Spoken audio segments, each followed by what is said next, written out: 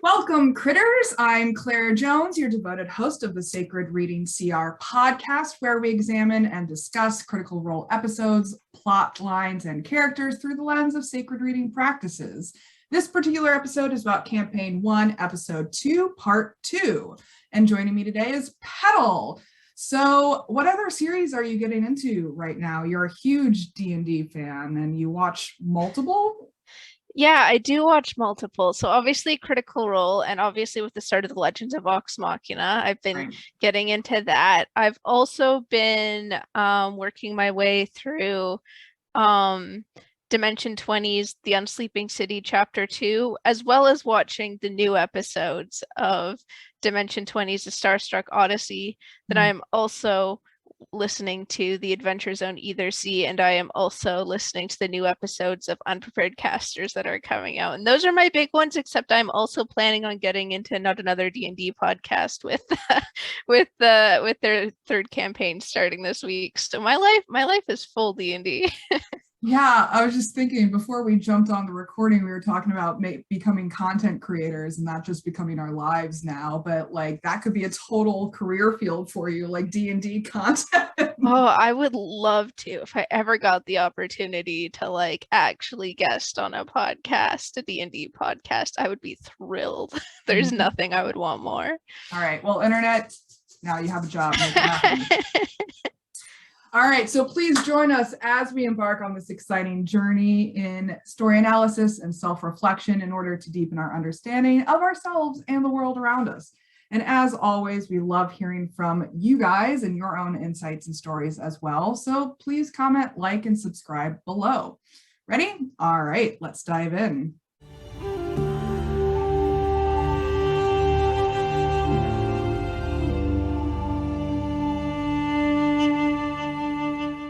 So as we open this podcast episode, Vox Machina has entered this cavern, this cavernous space with a rushing river underneath the Greyspine Mines, and they are immediately attacked by two big Umber Hulks. So they roll initiative and launch into a battle in which Keyleth turns into a cave bear, which I didn't even know existed. Grog goes into a frenzied rage. Tiberius jumps onto his 15-foot pillar of stone to avoid most of the fight, per usual. Scanlan turns one of the Umber Hulks into a snail, which Vax promptly throws off the cliff, and Grog delivers the killing blow on the remaining Umber Hulk. The snail Umber Hulk reverts back after its fall and climbs back up the cliff. After a brief melee, Vax succeeds in gutting and killing it. But Grog, without pausing at all, rushes off into a corner of the cavern to the right where they had seen a light emanating previously. He discovers a campfire and some bedding, and then promptly gets shot with 3 crossbow bolts that were thrown or shot by a group of hidden Duergar, the gray-skinned, corrupted ancestral cousins to regular dwarves. And another battle ensues, including the whole party, the Duergar, as well as some small brain creatures that are unidentified at this point in time. Tiberius is once again pretty much useless. Scanlan casts a surprisingly effective stink cloud. One of the brain creatures reduces Grog's intelligence to 0, rendering him catatonic. Vex overhears one of the Duergar say, "Quick, back to the master." So they decide to keep one of them alive to question, and the remaining Duergar surrenders and drops their weapons. And that is where the episode ends, kind of literally on a cliffhanger. Yeah. So what do we think about this point in the story? What's been going on? Yeah, it was a really interesting point, especially to dig in deeper with me re-listening to it this part yesterday, because normally I have trouble paying attention during combat. So it was interesting, like paying extra focus to the combat and seeing all the steps. I particularly liked the snail. I found that funny. The Critical Role cast do seem to have a habit of turning their enemies into slow-moving creatures. Yeah. They learn their lesson quite a few times when they turn it into creatures that are actually quite formidable in their own right. Yeah. But snails, all good. Snails are all good until you throw them off a cliff and they turn back. Yeah. So what allegories, metaphors, stories are we seeing in this part of the episode? Well, one thing towards the end of the episode that I was kind of thinking on today as I went about my morning was just the presence of the Duergar as enemies, and the pairing with the like brains and like more eldritch horror of things. And it made me start to think about the parts of D&D that have come under fire for like being more racist in their elements, and how Duergar are portrayed both in like general D&D lore and in this critical role moment in this episode as being like evil, like just as the way that they are, and how that plays into a lot of racist stereotypes. And I also found it interesting the pairing of, and I'm sure it's just a coincidence, but it's a funny coincidence, just the pairing with the eldritch horrors of the brains and stuff like that, which made me think about how like H.P. Lovecraft and a lot of his eldritch horror was based in racism and all of that. And so that was an interesting parallel that I was thinking about today. Yeah, totally. The grotesque and imperfect bodily abnormalities, or the non-normal bodies, are often used as a sign of villainy in so many different stories. I almost did my undergraduate thesis on how Disney movies used grotesque features as a sign of villainy. Absolutely. It's really interesting how people use these more physical characteristics as indicative of internal characteristics, when it's just a story plot really at the end of the day. Yeah, and then that ends up really playing into all sorts of things like racism, anti-Semitism in the case of enemies with like big noses, and like even ableism as well too, with like certain things that are categorized as deformities that actual people live with day to day and are villainized for. Yeah, like I can think of like Two-Face even, and having those brought on physical deformities that signify the change to an evil mastermind lifestyle. Yeah, it's really a problem in media, and I think it like people are starting to get a little better of it in more recent media, but there's still so far to go. There's still so many bad stereotypes that are played into, and yeah, just the whole media industry as a whole has to do so much more work in that area. Yeah, for sure. I agree.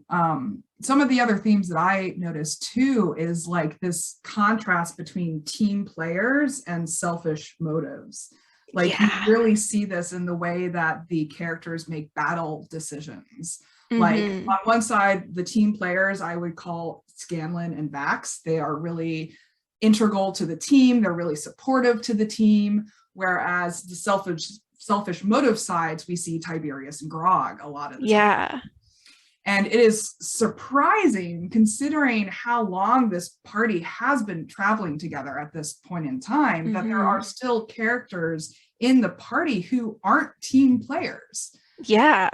Like Grog is a little bit more excusable because of his low intelligence, 6 out of 20, especially when he's in a frenzied rage. Like there's some plot backup into why he made the decisions he made. But Tiberius almost goes out of his way to be an unhelpful dick.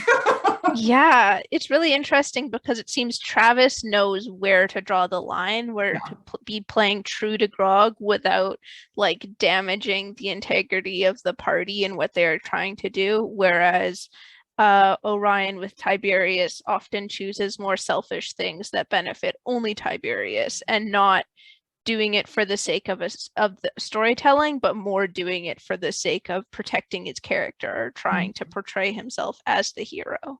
Totally. And you would think with Tiberius's level of intelligence, he would better understand the importance of team cooperation. Absolutely. Like, it makes logistical sense to cooperate in a battle with a group of players and thinking before acting, but it's almost as if he is determined to be selfish with his actions. Yeah, especially considering his background too, like being such a highborn dragonborn, he would have to know about working with other people and all these things. Yeah, yeah. And whereas Scanlan, you know, on the team player side of things, he is constantly using his spells to support other characters, whether in battle or out of battle. We see this throughout the entire campaign. He is actually a very great support spellcaster.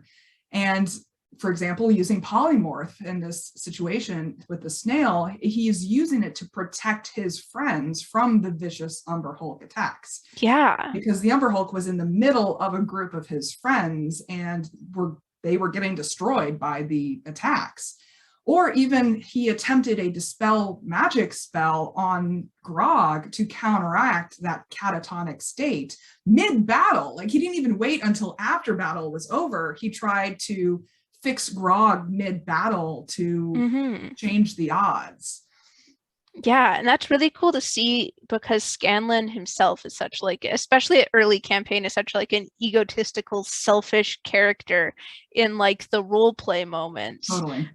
But seeing him, like, it really shows the heart underneath and like the seeds that will grow into his character growth later on to see how he supports his friends in battle. Yeah, yeah. There's a total difference between Scanlan's words and Scanlan's actions. Absolutely. And his actions are kind of hidden behind his words. And so you see this evidence of a facade that he intentionally builds and intentionally upholds in order to protect his soft, squishy center that is just a sad little boy who wants to be loved. Yeah. Yeah, and then even Vax, he was also the first to follow Grog in his foolhardy rush to the Dorgar's camp in an effort to not leave him on his own. And Vax is always the first to jump into the fight as a backup. You know, he's the first to volunteer to put himself on the chopping block, really, a lot of the time. We see this later on in the Briarwood arc, for sure. But he is always the first to almost martyr himself in the process. Yeah, which is also really impressive considering his storyline and how for so long he and Vex are more focused on the two of themselves. But it really shows like that whole thing about like Vax warming up to the party faster than Vex does and being more willing to give himself, whereas Vex is more on the edge for a long time. Yeah, yeah, totally. So what kind of personal experiences come to mind as we think about these themes that we're seeing? Well, I think a big one for me, just in terms of like how helpful it is to work as a team, is that I am currently getting a degree in child and youth care, and everything in all of my classes, more so than the content we are learning in the classes, is there's more weight given to building an understanding of how to work together as a team and work with people, even if they are being difficult, which I think a lot of the party did really tastefully, trying to work with Orion and trying to make things work, even if it ultimately didn't work, as seen by Tiberius's exit. But it just sort of reminds me just how important it is to work together and how nothing is really going to be solved unless we find ways to work together as people. And that counts in basically every area of life, be it work, be it these big systemic issues that are going on in our world right now. We have to find ways to work together. And that can be difficult because there's a lot of really bigoted and harmful people out there. And like, obviously, I'm not saying that we need to like forgive all that or excuse all that. But like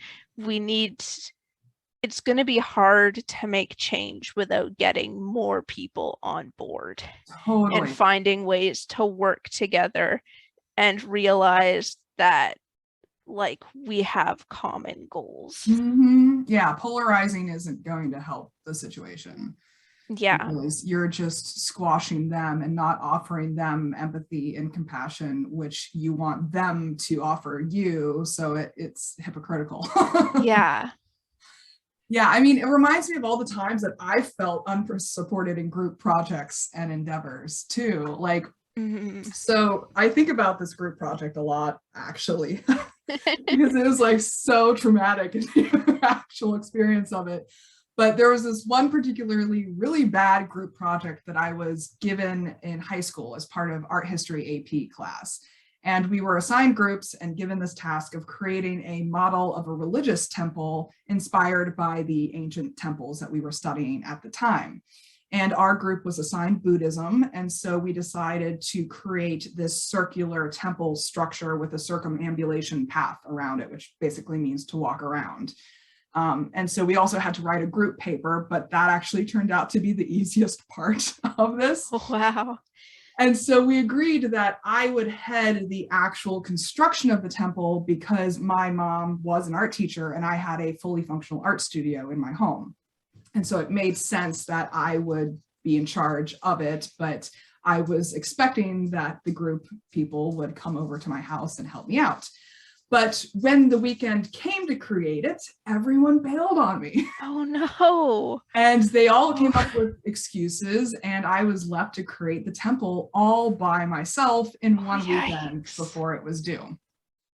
And it literally took me all weekend to create it. And so it was supposed to be a stone temple. And so I created each stone out of modeling clay. I assembled them, I painted them, I created the path, as well as statues of Buddha that went inside and outside of the temple. Like, this is like a project. Wow. And we had always learned in a part of art history is that it's quite an architectural feat to successfully combat gravity with dome structures.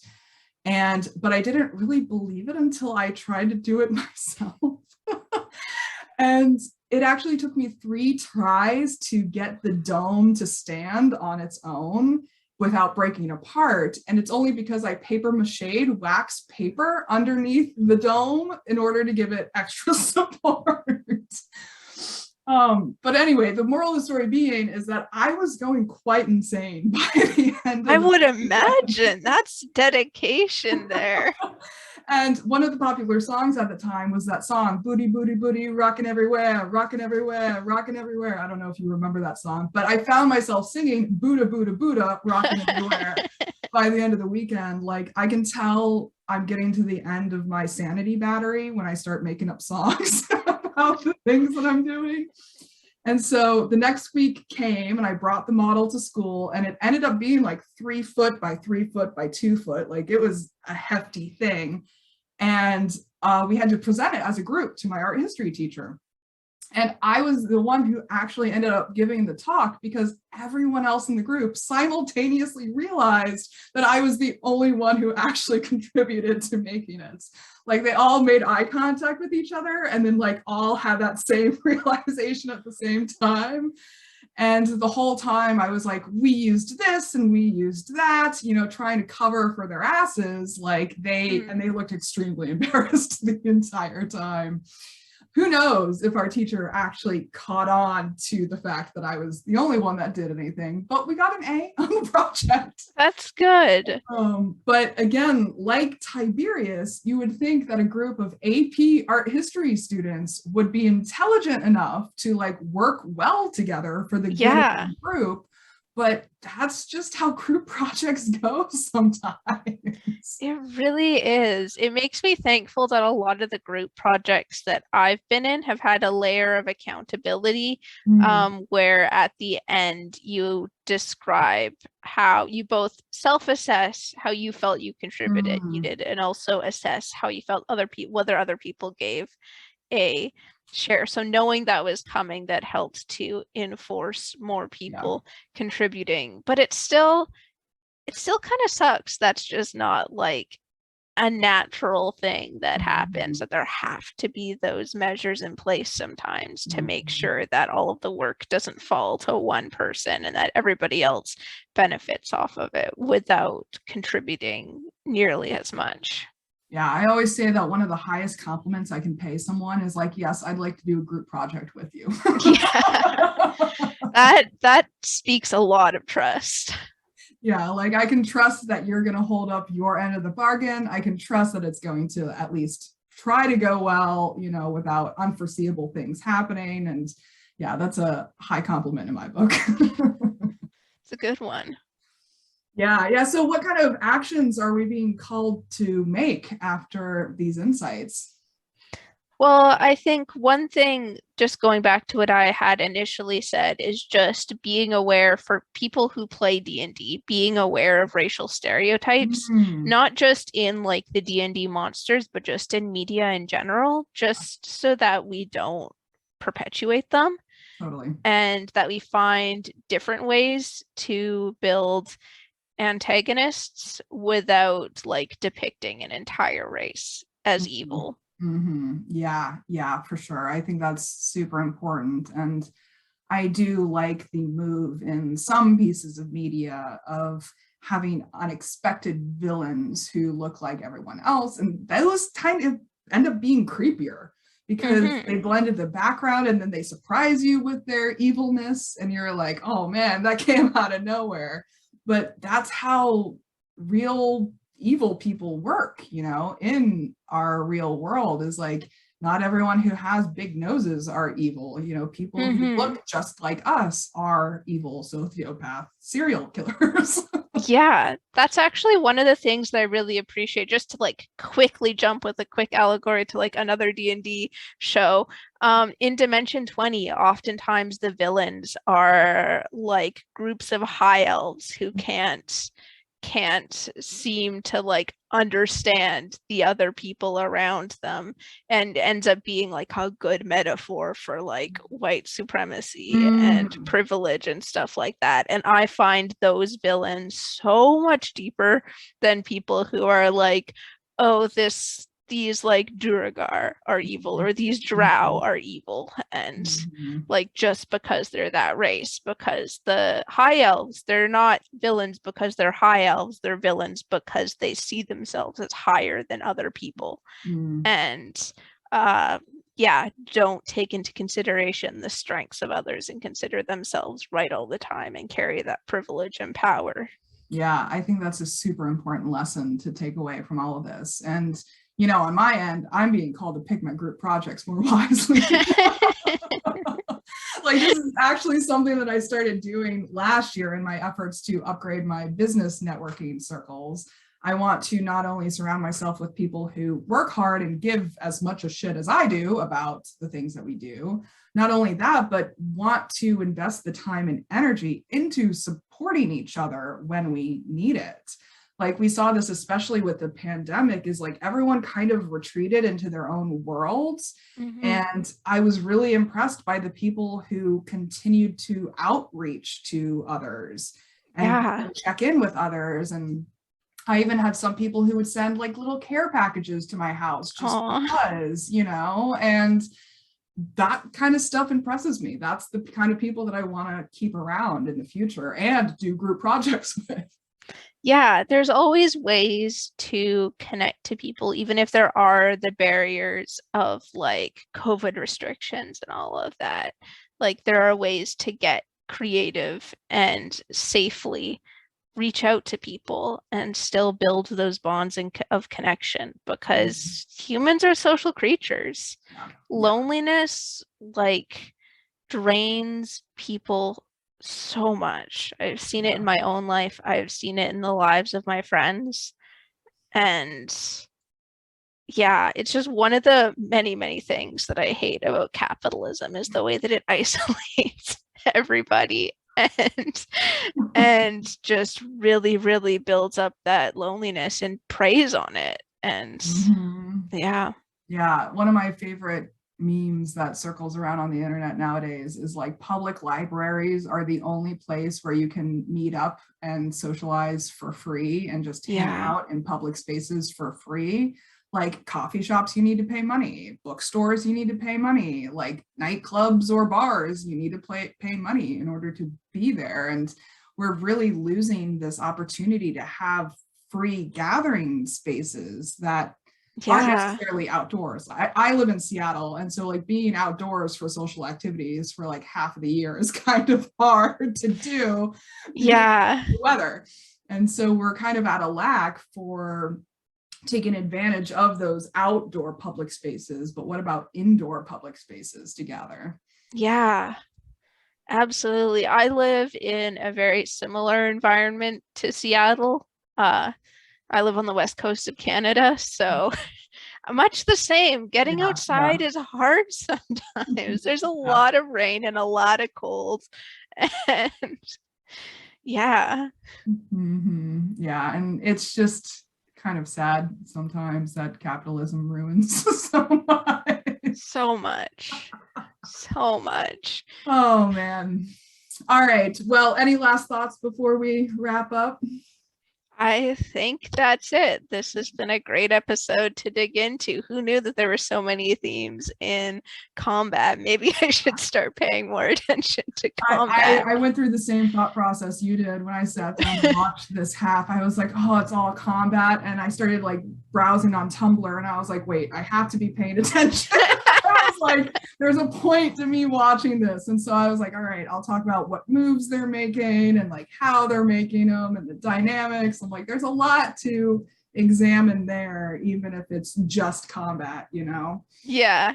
Oh, I was playing The Sims while I was listening to it so that I could be doing something with my hands and let myself concentrate better. Yeah. Well, these are powerful themes that we're talking about on here, and I'm really happy that we're diving into these juicy concepts. I mean, this is really why I created this podcast in the first place, because Critical Role has created this community of critters who care about these kinds of concepts. Like, I instantly know when I meet another critter that they're probably going to have the same values that I do, because the values that they portray on the show are very tangible and juicy and deep too at the end of the day. Not just a superficial D&D show. No, although I have yet to find a superficial D&D show. There's always those themes underneath somewhere, even if it's the McElroys. Yeah, well, I mean, you get that when humans come together and create stories together. Absolutely. You know? Storytelling at the root of it all is really just a way to share deeper concepts and life experiences and all of these things. Yeah, give me the plot. That's what I want. All right, so audience, we definitely encourage you to share your own thoughts and insights and feelings and thoughts and stories and all kinds of stuff. We'd love to hear how Critical Role has also impacted your life. Obviously, it's impacted a ton of us out there. So special thanks to Petall for joining me on this episode. It's been a pleasure. I'm so glad you could join me. Yeah, thanks for having me on. It's been a true delight. I have loved every second of it. Oh, that warms my heart. Cool. So next time we're going to be discussing Campaign 1, Episode 3. We're making progress here, Part 1. And joining me again is going to be Alyssa. She's coming back again, and I'm super excited to dive into it again with her. And I'm always looking for more co-hosts and guests. So if you're interested in coming on this podcast and sharing your perspectives, please reach out to me via email or on Tumblr, and I'll send you the sign-up form. And I can't wait to chat with you all. So in the meantime, please comment, like, and subscribe, and follow us on Tumblr at Sacred Reading CR. And until next time, may all beings be peaceful, may all beings be free, and always, always, always remember to love each other. Take care, guys.